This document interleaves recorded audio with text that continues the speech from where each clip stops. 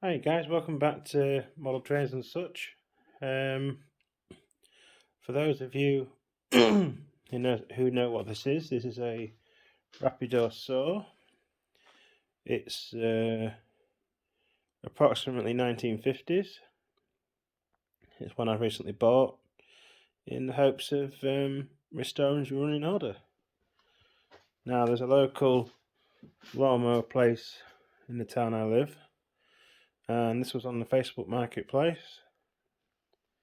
I paid £80 for this, so hopefully I can get it up and running again.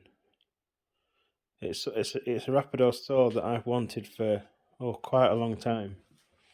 So I know that they are quite good saws. It has seen better days, but my plan is to strip it down, look at all the parts.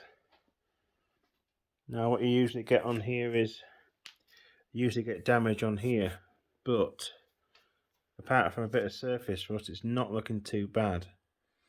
I plan to take these jaws off, take that big guard off, take the drive belts off because they're a bit perished. This guard's going to come off, and we shall have a good look at it and see how it goes.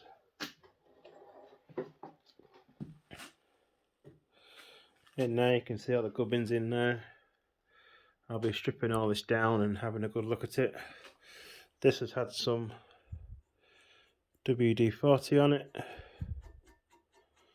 Don't know if that'll move. Now it wants a good strip down and clean up and what have you, but that's my little saw that I've picked up. I have found a couple of artifacts that were lodged inside the bed. Bit of pipe, bit of steel, and a flathead screwdriver that was sat in there. I've still got to chisel all that general crap out of it. But yeah, it's a nice little project. It's not going to be a 5-minute thing, just something to keep me out of mischief when the wife's watching rubbish on telly, to be honest. So I hope you like it, and I'm going to strip this down a little bit. I'll probably do a bit of video on it. I think tonight I'm going to take this guard off and see if I can get this spinning round. But ever so gently. I've got a tin of motion lotion there.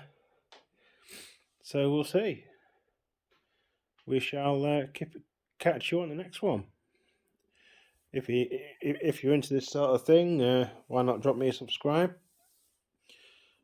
And we will see you on the next one. Ta-da.